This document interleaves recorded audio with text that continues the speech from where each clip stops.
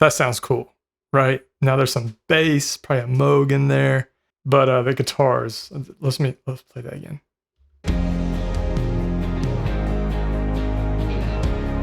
So this is a trick I do is I cut the low end and the very, very high end, and I boost the mid range, the upper kind of mid range around 2 to 3K. And this is how I kind of try to differentiate the guitar parts.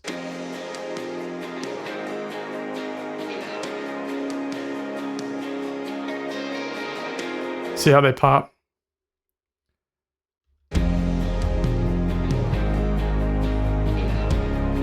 I want you to hear what I tracked today. This was actually hard to differentiate. This is not like a super hard song. In EG1, it was tricky for me in the timing of some things, and then in the EG2, it was harder for me to like differentiate what the EG2 is actually doing. So I actually went to the YouTube video of them playing it live, and then there's of course John Lee and Kenyon doing their thing, and I can see kind of where their hands are at. Now there's some probably overdubs. I mean, there's 2 guitars on stage, but when you go to multi-tracks, there's 4. So this is my EG2. 3, 4.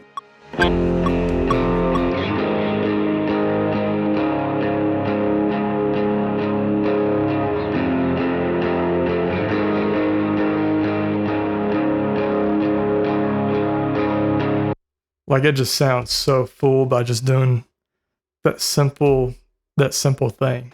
Intro, 2, 3, 4.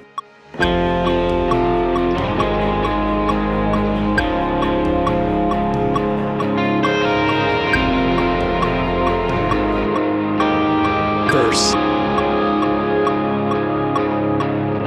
And that's what I mean by timing in the EG1 section is like dun, dun, dun. It's on like the end of the 3. So 3 and 4. And, yeah.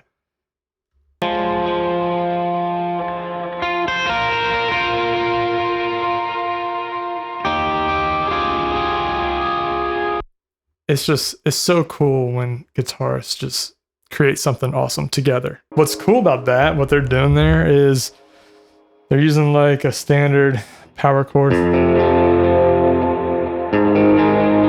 And then they're dropping that pinky to make it just sounds so good to make that 4.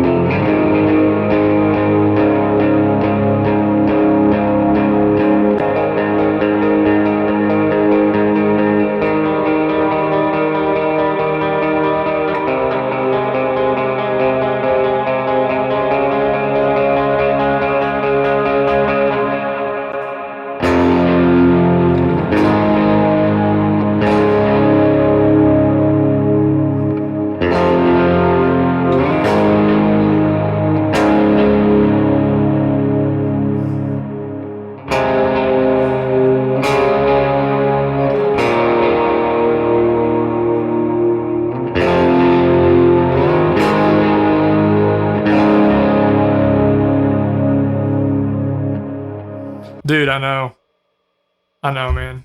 Nothing flashy at all. These chord changes are crazy. You got to hear this.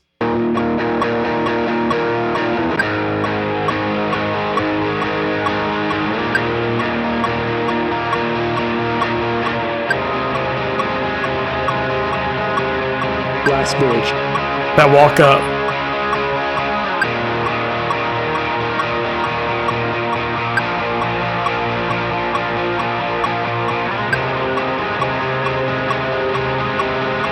That's crazy.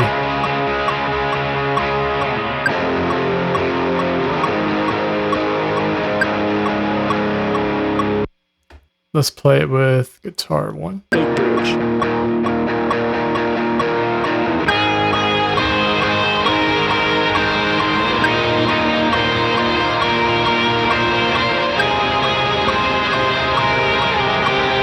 Last bridge.